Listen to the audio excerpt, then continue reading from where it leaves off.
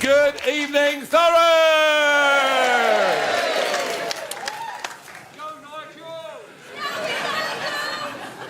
I don't need any encouragement, believe you me. On the 7th of May, there will be elections in Thurrock. There will be elections in Southend-on-Sea. There'll be elections in Basildon, in Brentwood, in Colchester, in Epping, in Harlow. Oh dear. In Rochford, and all 78 seats on Essex County Council. And do you know why these elections will take place on the 7th of May? Because they were all going to be cancelled at the connivance of a Labour government, of Tory-led councils. And in the case of Essex, of course, they delayed the elections last year and they tried to do it again this year. And I thought to myself, no taxation without representation. Why should you pay council tax? So we took the government to court and they collapsed like a deck of cards, and 5 million people across Britain will have their democratic rights restored on the 7th of May because of what we did, and I'm proud of that. Very proud of that.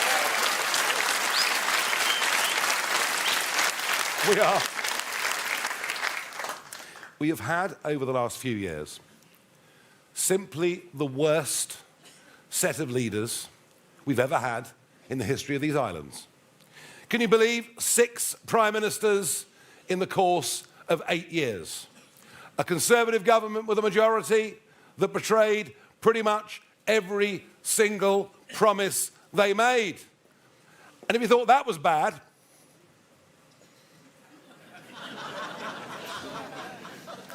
then we got Keir Starmer.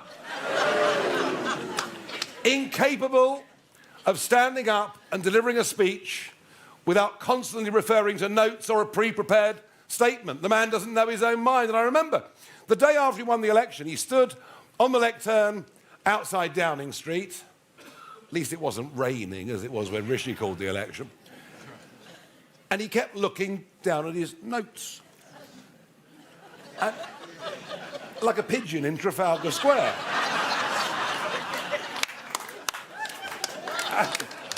I'm going to keep doing that, I like that. In a 9-minute speech, he looked at his notes 158 times. Literally, the man is not a leader, he's a follower, and I believe he is the least patriotic Prime Minister we have ever had in the history of our island.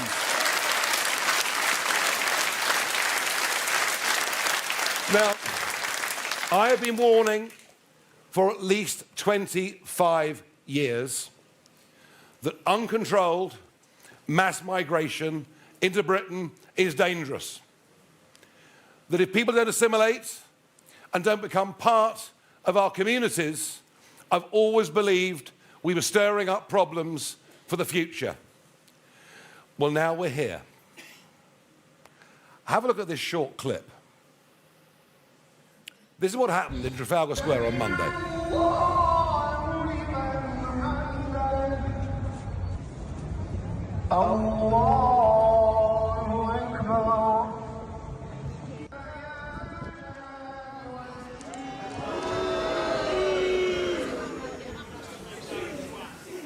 That was Trafalgar Square on Monday. We are a country that has always believed in religious tolerance and freedom.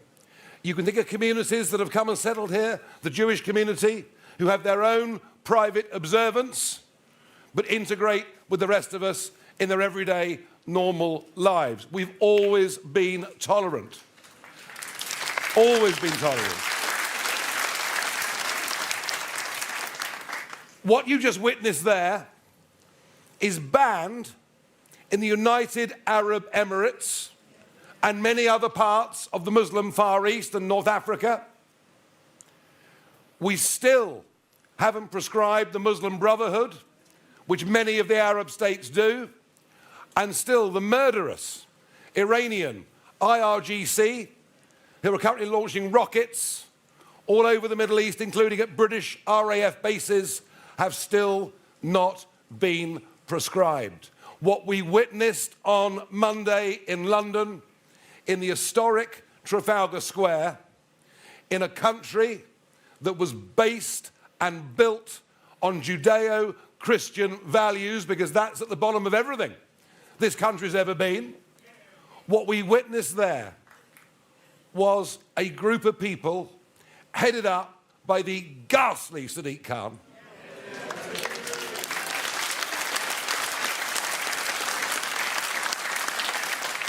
attempting dominance over our capital city and over our culture. And what do we get today?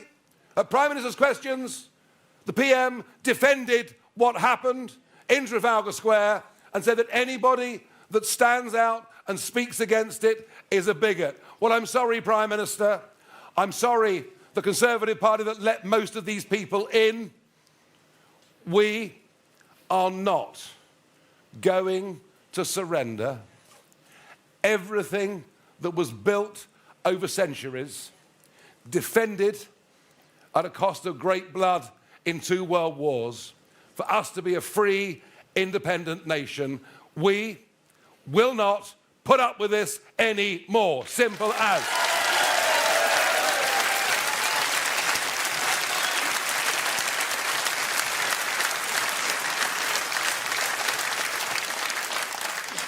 And just to realise how bad things have got, the strength of these islands was built on the Royal Navy.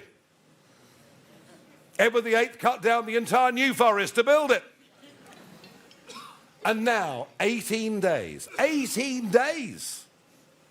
after an RAF base, which is sovereign British territory in Cyprus, with our men and women stationed there, 18 days after it came under attack from Iranian rockets, well, the Greeks sent a naval vessel to support us.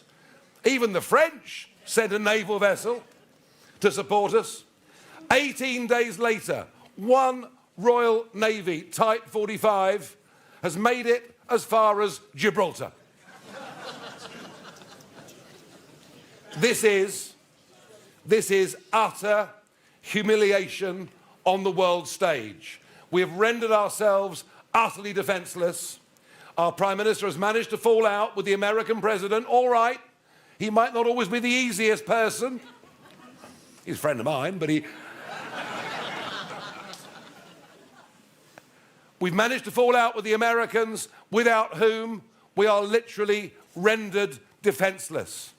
We have been badly led. This country is going down the drain. You know it, I know it, the vast majority of people out there know it, and that is why 20 months ago I came out of pretty comfortable semi-retirement to come back into politics and to fight back, because I believe there is a silent majority of people in this country who still value and regard the values that they understood as they grew up, and who are prepared.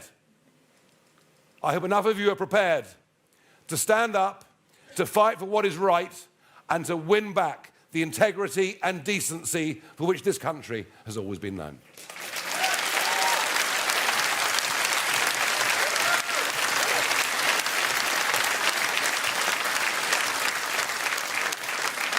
Today, 260 young men crossed the English Channel in small boats.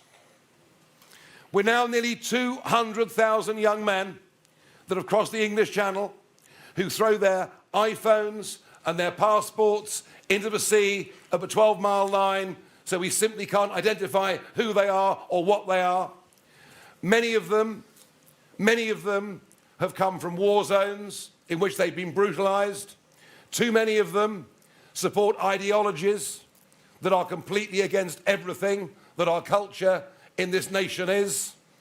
And a huge number of them come from communities and come from cultures in which women aren't even second-class citizens. And that is why you get incidents such as that happened at the Bell Hotel in Epping last year.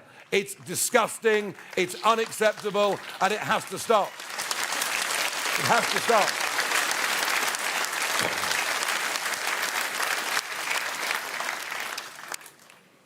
Let me make it clear, under a reform government, if you come into this country or you have come into this country illegally, we will, by leaving the ECHR, which prevents this from happening, if you come here illegally or you are here illegally, under a reform government, you will be deported, full stop.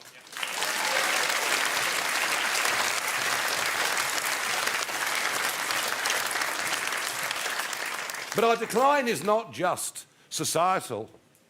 Law and order. You can now go shoplifting if you want. Up to 200 quid a day. It's not a bad deal, I suppose, in some ways, is it? Can you believe that? You can nick up to 200 quid of the stuff and not get prosecuted. Well, if you allow that kind of behaviour to happen, is it any surprise that the levels of crime escalate? We are going to fight a tough campaign, and we will take on, Layla Cunningham will take on, as our candidate, Sadiq Khan in London in 2 years' time.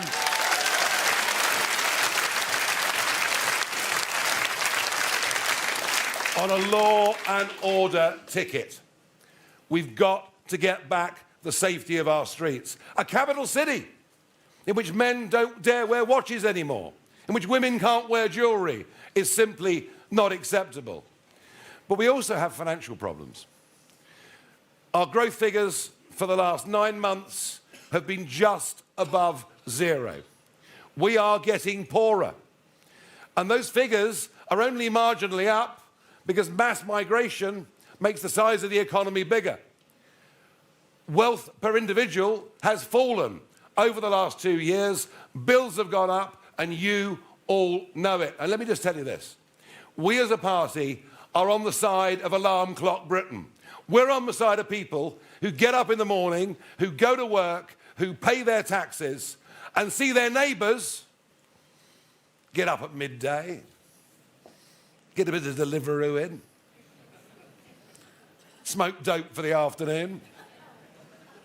And frankly, it is just not acceptable that vast numbers of people of working age who could and should be working are being signed off on the sick. Do you know you can actually get signed off with mild anxiety? I have mild anxiety every single morning.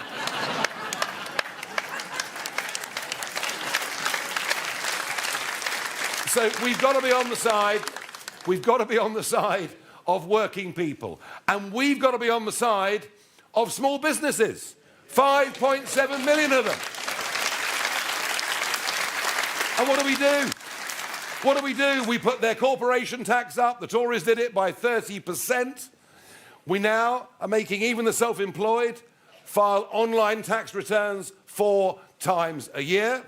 We've increased the minimum wage for young people to a level where more and more young people are now not employed, and we've absolutely hit them with employers' national insurance. It is the private sector that are bearing the cost of all of this, whilst the public sector bears none of the pain. And I know that here in Thurrock and across this county, it is full of hard-working men and women, many of whom have got their own businesses, many of whom act as sole traders. Believe you me, we are on your side, not on the side of those who choose not to work and through the massive, massive bills we're facing are frankly bankrupting the country. If you work, we're on your side, I promise you.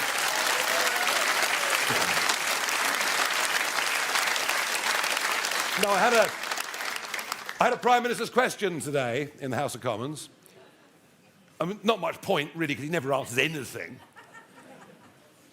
But I made the point today that in the last year, the Norwegians, who own the other half of the North Sea to us, In the last year, the Norwegians have launched 49 new drill sites for oil and gas. 49 out of a planned 250 over the course of the next few years. Anyone here have a guess how many new drill sites the British have launched in the last year? It's a big fat zero. So we rely on importing gas from Norway, Qatar, America, and we actually have a national strategic reserve of 2 days of gas. 2 days of gas. Already we've seen that oil is not moving freely in the Straits of Hormuz. We're living in a very uncertain world. So I said to the Prime Minister, wouldn't it make more sense, rather than importing gas and importing oil, wouldn't it make more sense to produce our own oil, our own gas, to be self-sufficient, to create thousands, maybe tens of thousands of well-paid jobs, to get more tax revenue for the Exchequer, and to bring down the price of energy for every domestic household in Britain? Answer, I got none. Because they've all given up on God. They all now believe in global warming. And that somehow a country that produces less than 1% of global CO2 is somehow, by committing economic harry-carry, by having the most expensive energy prices in the world, as we witness deindustrialization of our steel plants, our cement works, our chemical plants, our refineries, all these jobs going off to other parts of the world. And it makes no difference, because all we're exporting is CO2 emissions. Because the steel gets made in India and the product shipped back to us. Net zero has put fortunes on your domestic energy bills. Net zero is deindustrializing Britain. The net zero policy is making no difference at all to global climate change, and we will scrap all false subsidies for net zero on your bills.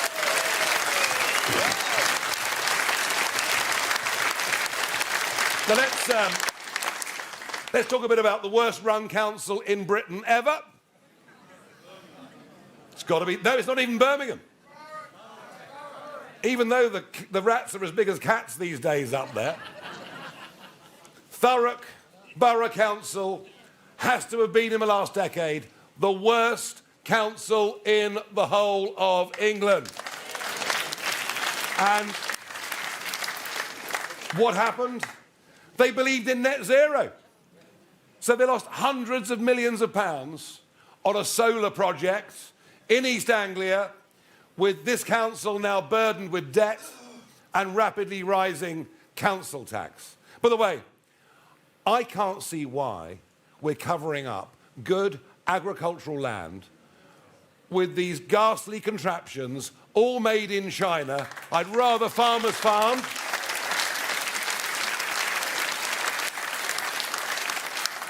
So Thurrock Borough Council is up. There are 57 council seats up for grabs. If we win this council seat, 7th of May,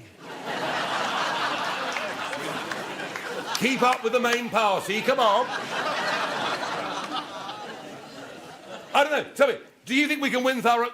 Yes! Well, good. We promise, in line with our other councils in the country, we will find excessive waste. Similarly, with Essex County Council, I was asked by the BBC today,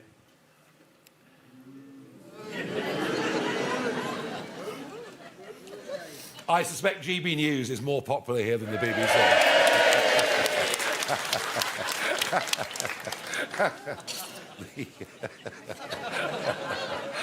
God, aren't the BBC awful?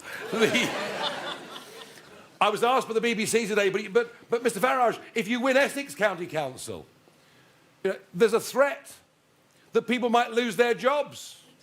There are lots of people working in County Hall in DEI. What would you say to them? Look for a new job's what I said. We're just not going to have that. We believe in meritocracy. We believe in people getting on according to their own abilities and their own level of hard work and dedication. And we don't really care what religion you are, what colour you are, what sexual orientation you are. What we care about is that you speak our language, you are part of our country, you respect our culture, and then you can reach the very best that you can achieve. And all of this quotas, it's all going to go out of the window. All of it.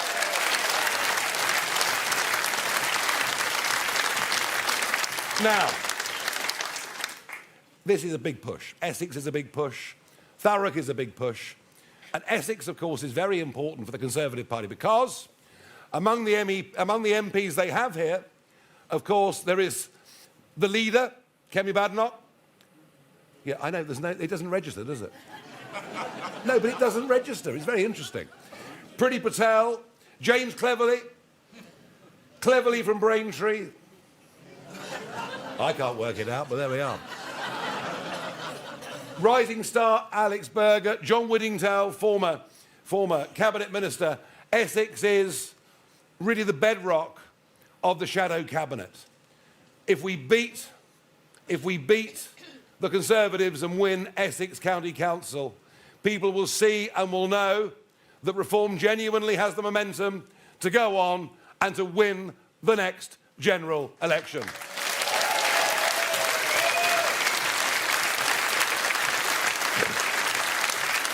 But we need to win Thurrock. We need to win Thurrock, and I'm pleased tonight to announce a defector. Whoa. Councillor Tom Kelly is a Conservative councillor in Thurrock. He represents the Little Thurrock Rectory ward. He's been a councillor since 2011. He's joining our Thurrock team today. He brings with him great experience. He also brings with him knowledge of where it all went wrong and what we need to do to try and start putting it right. And I want to welcome Councillor Tom Kelly to the stage.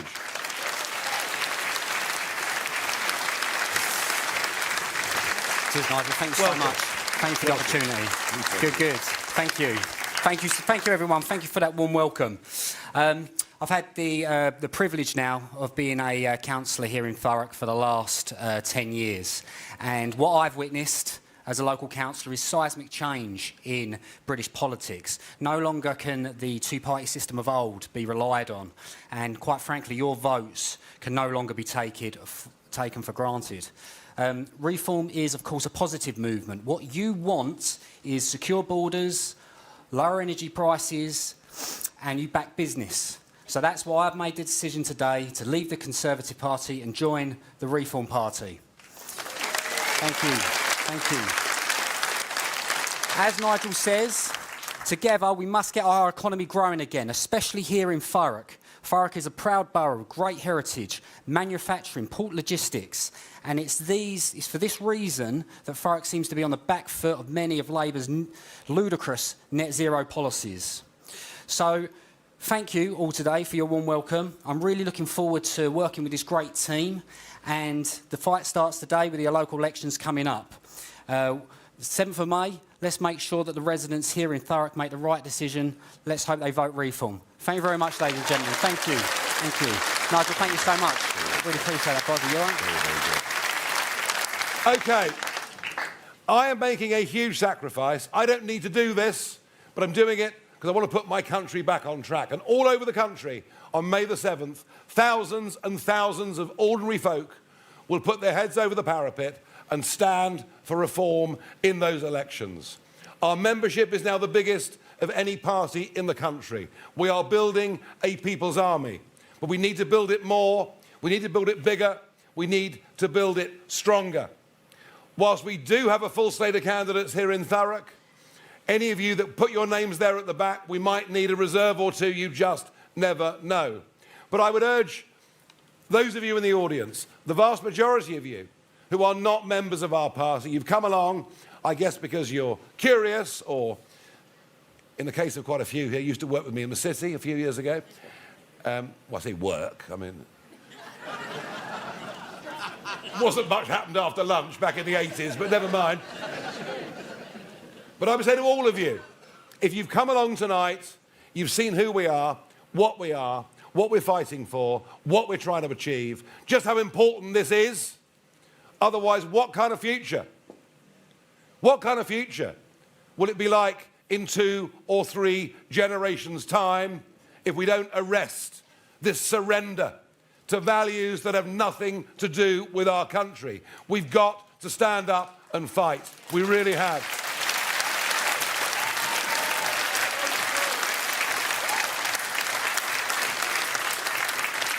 So I'd urge you, come and join us. It's 25 quid. Be part of the People's Army. Eulogise on our behalf. Put your name forward if you feel that way to stand as a candidate. And I do believe we can win, don't you? Yes. Good.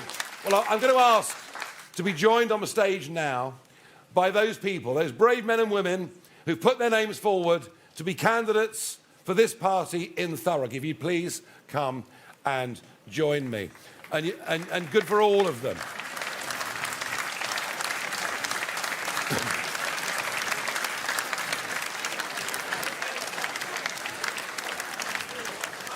There's a lot of them. Just bear with us for a moment. And bear in mind what's happening here has never happened before in the history of British politics. A two-party system that has been in place since the end of the First World War, that no one ever thought could be broken. And our intention is to break it. And folks, I think we are breaking it, don't you? Yes. And you know why? The reason we're doing it, the reason it's working, just get on with it. The reason it's working is there's one 4-letter word, and it's hope. We are bringing hope because we've got the guts, we've got the courage to stand up and confront a political class that have let us down so terribly over the years. And you know something? I'll finish with this. Come on, stop nattering, just get on with it. We may represent the last chance this country has got to get itself back on track. If we don't succeed, this place could be like the third world within 10 or 15 years. And I know that's a very, very strong statement, but folks, I believe that absolutely in my heart. I believe the stakes could not be higher for everything this country has ever been and everything we aspire it to be, not just for today, but for those that come after us. And whilst we like to have a laugh and a joke and a bit of fun, this is deadly serious. You all know it, don't you? You all know it in your hearts. This is deadly serious. So whatever you can do to help these men and women, whatever you can do to help me in this run-up to May the 7th, in our attempt to completely rewrite the political history of our country, would be greatly, greatly appreciated. Thank you for coming tonight and filling the Circus Tavern. Thank you. Come back. Yeah, that's right. Right, give back. Very good. Well, thank you all. Give it up. Great. Right,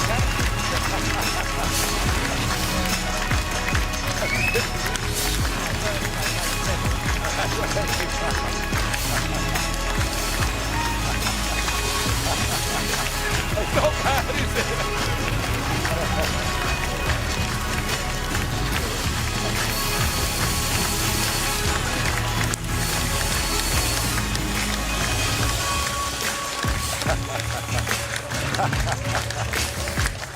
There you are. It was worth being a candidate, wasn't it?